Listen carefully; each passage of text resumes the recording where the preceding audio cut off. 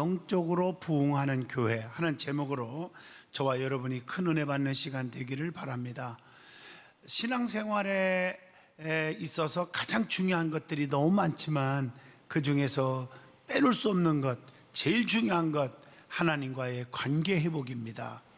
인간의 죄악으로 인해서 하나님과의 관계가 끊어지고 하나님과 거리가 멀어진 것입니다. 하나님과의 관계 회복은 구약시대는 제사를 통해서, 오늘날은 하나님께 예배하는 신앙을 통해서 하나님과 관계 회복이 이루어지는 것입니다. 그래서 성경은 신령과 진정에 예배하라고 강조하고 있습니다. 요한복음 4장 24절에 하나님은 영이시니 예배하는 자가 영과 진리로 예배할지니라 라고 말씀합니다. 예배를 통해서 성도들의 신앙이 자꾸 성숙해지고 성숙한 성도로 인해서 교회는 영적으로 부흥하는 교회가 될 수 있는 것입니다. 예형적으로 교회가 막 커지고 숫자가 막 늘어나고 하는 것만 부흥이라는 뜻이 아닙니다. 영적인 부흥을 얘기하는 것입니다.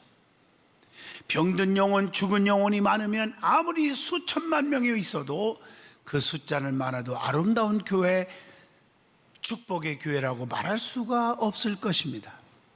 내면적으로 성숙한 그리스도인, 영적으로 체험하는 그리스도인이 많아야 부흥하는 교회, 영적으로 성숙한 교회라고 말할 수가 있습니다. 이제 금년 한 해에 영적으로 부흥하고 영적으로 회복하는 든든한 교회가 되어야 합니다. 오늘 본문의 말씀은 예루살렘 교회가 바나바를 안디옥에 보내서 복음을 전하게 했고, 바나바는 바울을 찾아가서 다소에서 만났습니다.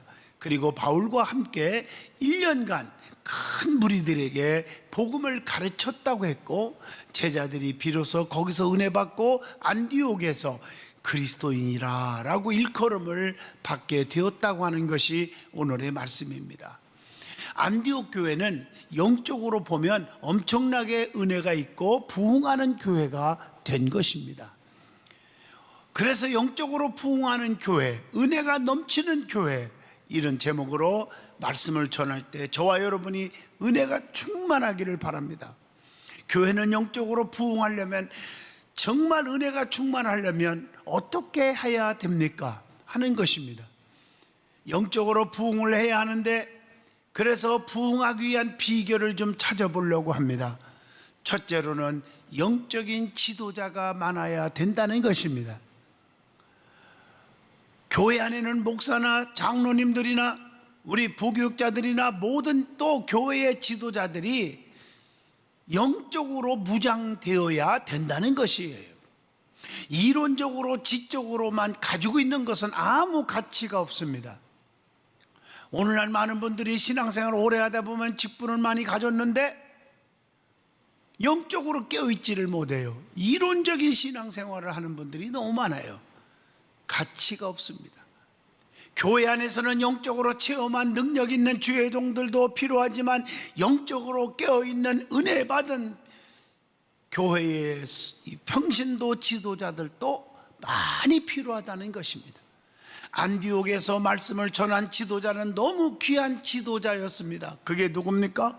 바울과 바나바라고 말합니다. 그래서 제일 먼저 바나바와 같은 지도자가 많아야 된다는 것이. 본문 24절 보면 바나바는 착한 사람이요 성령과 믿음이 충만한 사람이라 이에 큰 무리가 주께 더하여 지더라. 바나바는 착한 사람이라고 말하고 있어요. 하나님은 착한 사람, 진실한 자들을 쓰시는 것입니다. 사도행전 5장 9절을 통해서 보면 진실하지 않는 아나니아와 삽비라 보세요. 엄청나게 많이 바치고도 하나님의 징계를 받아 죽어버렸습니다. 하나님은요 진실을 원하는 거예요. 하나님은 의롭게 사는 자를 또한 쓰십니다. 노아를 보면 당대에 의롭게 산 자였습니다. 그래서 홍수 심판 때 그의 8 식구만 구원받게 했습니다. 창세기 6장 18절 보면 너와는 내가 내 언약을 세우리니 너는 내 아들들과 내 아내와 네 며느리들과 함께 그 방주로 들어가고, 그런 말씀이 있잖아요. 교회 안에서 인간의 수단과 방법과 거짓과 위선으로 섬기는 것이 아니라 성실과 의로 하나님을 섬기는 자가 되어야 합니다. 마태복음 5장 16절을 함께 보겠습니다. 이같이 너희의 빛이 사람 앞에 비치게 하여 그들로 너희의 착한 행실을 보고 하늘에 계신 너희 아버지께 영광을 돌리게 하라, 이렇게 말하고 있습니다. 착한 자는 마음이 좋은 밭과, 즉 옥토밭과 같아서 많은 열매를 맺게 되는 것입니다. 누가복음 8장 15절에 보면 좋은 땅에 있다는 것은 착하고 좋은 마음으로 말씀을 듣고 지키어 인내로 결실하는 자니라 라고 말씀합니다. 그래서 착하다는 것은 빛의 열매라는 거예요. 에베소서 5장 9절 보면 빛의 열매는 모든 착함과 의로움과 진실함에 있느니라. 너희는 세상의 소금이 되고 너희는 세상의 빛이 되라고 그랬는데, 솔직히 우리가 빛이 되라는 말은 뭐예요? 우리의 행실을 보면 안다는 거예요. 의로움과 착한 것을 보면 아, 저 사람은 빛된 성도이구나. 그게 빛의 열매라는 거죠. 오늘 본문 24절을 보면 바나바는 성령과 믿음이 또한 충만한 자였다고 말하고 있어요. 성령의 충만한 사만이 복음을 담대하게 전하게 되는 거예요. 사도행전 4장 31절 보면 빌기를 다음에 모인 곳이 진동하더니 무리가 다 성령의 충만함을 받아서 담대히 하나님 말씀을 전하니라 라고 말씀합니다. 성령 충만한 자가 또한 지혜로운 지도자가 될 수가 있는 거예요. 신명기 34장 9절에 보면 모세가 눈의 아들 여호수아에게 안수하였으므로 그에게 지혜의 영이 충만하니 이스라엘 자손이 여호와께서 모세에게 명령하신 대로 여호수아의 말을 순종하였더라, 이렇게 말씀합니다. 사도행전 2장 1절로 4절 보면 오순절날 120명의 성도들이 모여가지고 사도행전 1장 14절 마음을 같이하여 저녁 기도에 힘썼어요. 그랬더니 성령의 충만함을 받았어요. 은사도 받았어요. 능력 있는 일을 할 수가 있었다는 것입니다. 마태복음 17장 20절 보면 믿음이 충만한 자는 모든 일을 다 할 수가 있습니다. 내게 능력 주시는 자 안에서 내가 모든 것을 다 할 수 있느니라 라고 성경은 가르쳐 줍니다. 또 믿음으로 데살로니가 교회처럼 역사가 일어나는 것입니다. 데살로니가전서 1장 3절 보면 믿음의 역사와 사랑의 수고와 우리 주 예수 그리스도 안에 있는 소망의 인내를 우리 하나님 아버지 앞에서 끊임없이 기억함이니 믿음의 역사가 일어나는 것입니다. 또한 바나바도 지도자가 되어서 큰일 했지만 사도 바울과 같은 영적 지도자가 있어야 된다는 것입니다.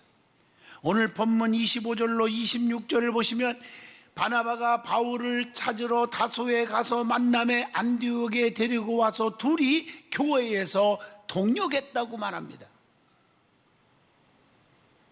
바울과 바나바는 동역한 사람들이에요. 동역자들이에요. 도운자들이에요. 사도행전 13장 2절로 3절을 보면 주를 섬겨 금식할 때에 성령이 이르시되 내가 불러 시키는 일을 위하여 바나바와 사울을 따로 세우라 하시니 이에 금식하며 기도하고 두 사람에게 안수하여 보내니라. 교회는 함께 손에 손을 잡고 협력하는 일꾼이 절대적으로 필요합니다. 또 열심히 협력할 때 주의 능력이 나타났고 응답을 받았고 기적이 일어났어요. 여러분, 중풍병자가 다 죽게 됐는데 내 친구가 들것에 같이 동력하고 힘써서 지붕까지 올라가서 주님 앞에 달음했을 때 주님의 역사를 이루었잖아요. 살려줬잖아요. 모세에게도 아론과 훌 동력자가 있었어요. 디모데와 에바브로디도와 같은 자가 사도 바울에게 동력자가 되어줬어요. 엘리야에게는 엘리사 같은 동력자가 있었어요. 바울과 바나바는 그리스도를 위하여 동력을 했는데 생명을 아끼지 않는 자였어요. 사도행전 15장 25절로 26절 보면 사람을 택하여 우리 주 예수 그리스도의 이름을 위하여 생명을 아끼지 아니하는 자인 우리가 사랑하는 바나바와 바울과 함께 너희에게 보내기를 만장일치로 결정하였노라, 이렇게 말하고 있어요. 로마서 8장 28절 보면 하나님의 부르심을 입은 자들은 어떻게 합니까? 협력하여 선을 이루어진다고 했어요. 사도행전 15장 35절에 보면 사울과 바나바는 많은 사람에게 복음을 전했습니다. 사울은 복음을 위해 엄청난 핍박과 고난을 받았습니다. 감옥에도 갔습니다. 그렇지만 감옥에서도 하나님을 향하여 감사했습니다. 그랬더니 기적이 일어나잖아요. 사도행전 16장 25절 보면 한밤중에 바울과 실라가 기도하고 하나님을 찬송하며 제수들이 듣더라. 어떻게 해야 영적으로 교회가 부흥할 수 있을까? 두 번째입니다. 본문 20절로 21절에 보면 주님을 절대적으로 믿고 주님께로 돌아오게 해야 한다는 것입니다. 교회는 병든 영혼, 죽은 영혼들이 복음을 듣고 교회에 와야 영적 능력의 말씀을 듣고 기적을 체험함으로 영적으로 변화를 줄 수가 있습니다. 영적인 교회는 변화를 일으키는 거예요. 교회 안에서 변화가 일어나야 돼요. 가난한 자가 부함을 얻게 되죠. 고린도후서 6장 10절 근심하는 자 같으나 항상 기뻐하고 가난한 자 같으나 많은 사람을 부유하게 하고 아무것도 없는 자 같으나 모든 것을 가진 자로다. 누가복음 7장 22절 보면 눈먼 자가 보게 됩니다. 안진뱅이가 일어나 걸어가게 됩니다. 죽은 자가 살아나게 됩니다. 문제 있는 자들이 다 해결을 받게 됩니다. 시브리서 13장 6절을 보세요. 우리가 담대히 말하되 주는 나를 돕는 이시니 내가 무서워하지 아니하겠노라. 사람이 내게 어찌하리요 하노라 그랬어요. 영적으로 부흥하는 교회는 세 번째, 전도에, 복음 전파에 열심히 있는 교회가 되어야 한다는 것입니다. 본문 20절 보면 환난을 인하여 흩어져도 주 예수의 복음을 증거해야 한다고 그랬어요.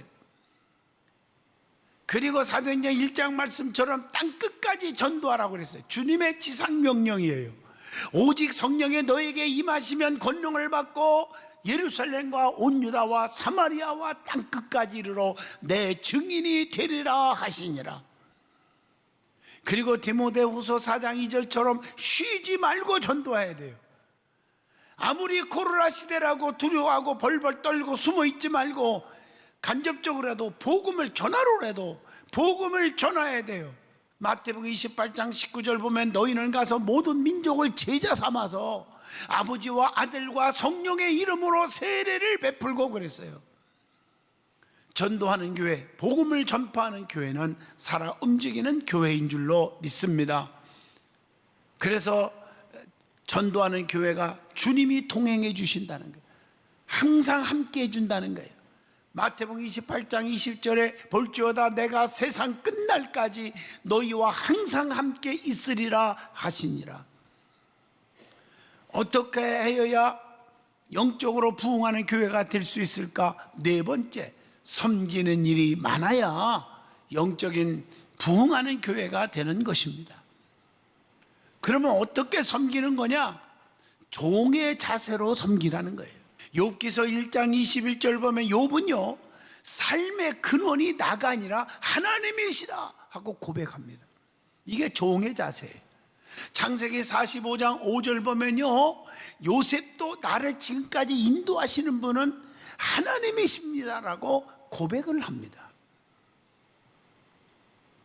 사도 바울도 하나님이 이게 자신이 내가 하나님의 종입니다라고 고백을 계속적으로 해요. 디도서 1장 1절만 봐도 하나님의 종이요 예수 그리스도의 사도인 나 바울이 사도된 것은, 이렇게 시작해요. 그 다음에 봉사로 섬겨야 합니다. 충성은 지극히 작은 일부터 시작되는 거예요. 그래서 마태복음 25장 21절을 한번 보세요. 그 주인이 이르되 잘하였도다 착하고 충성된 종아, 네가 지극히 작은 일에 충성하였음에 내가 많은 것을 내게 맡기리니 네 주인의 즐거움에 참여할지어다 라고 말씀합니다. 충성이라는 것은 상황과 환경에 지배받지 않고 절대로 변하지 않고 끝까지 하는 것을 충성이라고 해요. 다시 말하면 빌립보 4장 14절로 18절 말씀처럼 충성은 어떤 환난이나 핍박이나 고난이 와도 이겨내는 것입니다.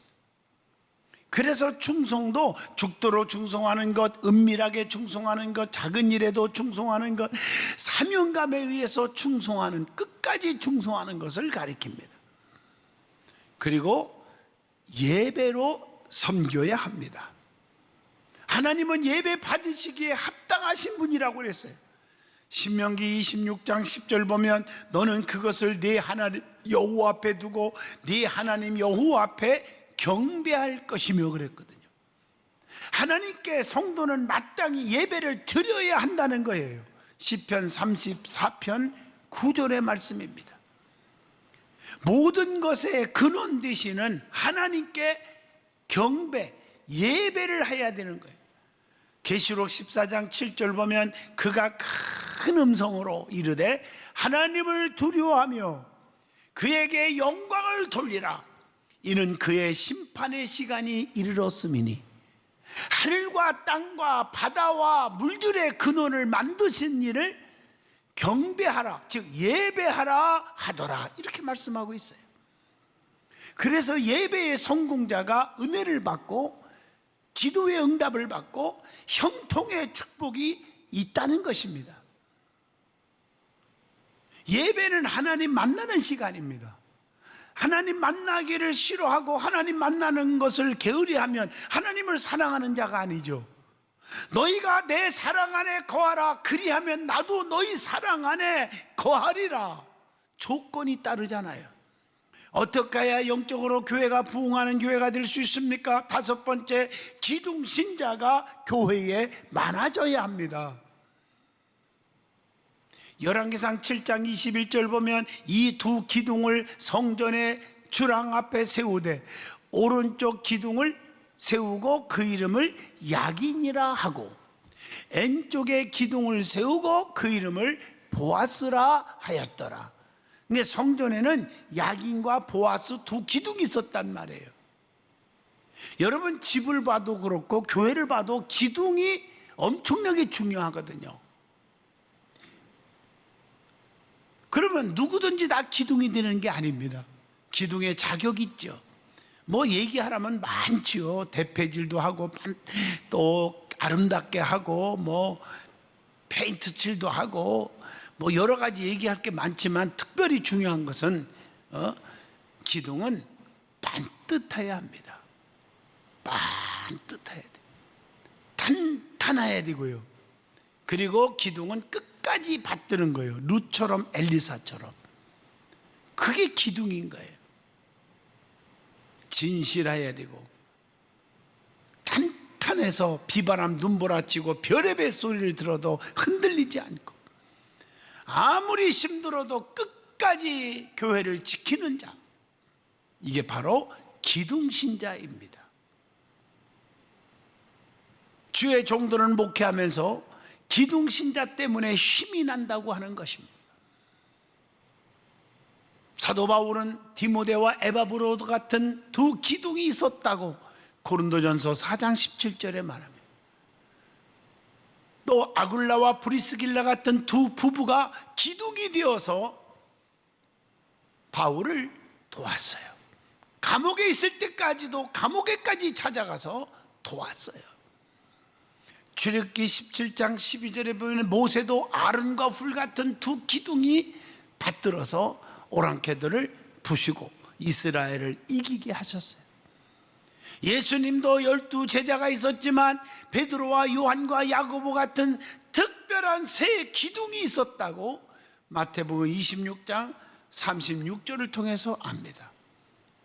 제자 중에 기둥 제자가 있었다는 거예요. 기둥은 교회를 사랑하는 사람만이 가능합니다. 사랑은 입술로만 하는 게 아닙니다. 진짜 사랑은 세 가지를 보면 안다고 그러잖아요. 마음이 가고 몸이 가고 물질이 가는 거예요. 그리고 기둥은요, 그 기둥 하나가 벽돌자국으로 말하면 만장, 10만장도 커버할 수가 있는 거예요. 나 하나 때문에 교회가 성숙한 교회가 되는 것이고 은혜가 충만한 교회가 되는 것입니다. 그리고 교회를 사랑하는 자는 하나님이 책임져 주십니다. 어떻게 책임져 주십니까? 마태복음 16장 18절 보면 내가 네게 이르노니 너는 베드로라. 내가 이 반석 위에 내 교회를 세우리니 음부의 권세가 이기지 못하리라. 이렇게 말하고 있습니다. 가난마귀, 저주마귀, 실패마귀, 낙심마귀, 죽음마귀가 덤비지 못하게 하리라 이 말이에요. 형통의 축복을 주시는 거예요. 마지막 6번째로 성령 운동하는 교회가 영적으로 부흥하는 교회가 되는 것입니다. 기독교는 체험의 종교입니다. 기적의 종교입니다. 이론의 종교가 아닙니다. 과학의 종교가 아닙니다. 그래서 따지기를 좋아하고 계산적이고 지식적으로만 하려고 하면 교회는 숫자는 늘어날 수 있을지는 몰라요. 그러나 교회는 다 죽은 교회가 되어버리는 것입니다. 신령과 진정의 예배를 통해서 교회는 신령한 교회가 되어야 합니다. 그래서 교회를 신령한 집으로 표현하고 있죠. 베드로전서 2장 5절 보면 너희도 산돌같이 신령한 집으로 세워지고 그랬단 말이에요. 그래서 초대교회는 오순절 성령의 역사로 세워진 교회요, 성숙한 교회, 부흥하는 교회가 되었음을 사도행전 2장 47절을 통해서 보잖아요. 하나님을 찬미하며 온 백성에게 친송을 받으니 구원받는 사람을 날마다 더하게 하시니라, 이렇게 말하고 있잖아요. 교회는 영적 비유로 말한다면 용광로와 같다 그래요. 그래서 용광로에 들어가면 뜨겁잖아요. 그래서 교회 안에 오면 우리의 심령이 뜨거운 성도가 되는 거예요. 또 성령의 주유소와 같다 이 말을 써요. 교회 오기만 하면 에너지, 기름을 채우는 거 아니에요. 그래야 계속적으로 달려갈 수가 있잖아요. 또 성령의 미용실과 같다 이렇게 말을 하고 싶어요. 왜냐하면 여러분 여성들이 미용실에 갔다 오면요, 괜찮은 분이지만 10배 더 괜찮아지더라고요. 사람을 이렇게 괜찮게 만들어 놓더라고요.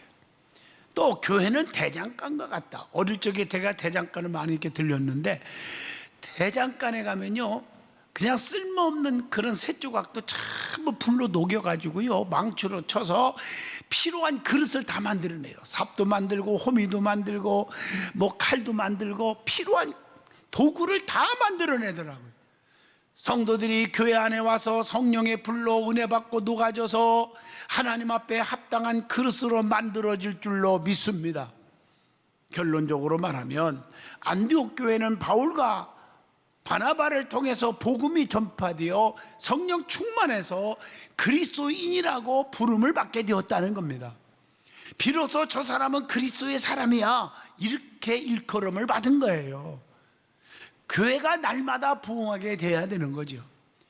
그래서 성경에 그리스도의 영이 없이는 그리스도의 사람이 아니라 이렇게 말씀하고 있는 것입니다. 우리는 진정한 그리스도인들이 다 되시기를 축복합니다.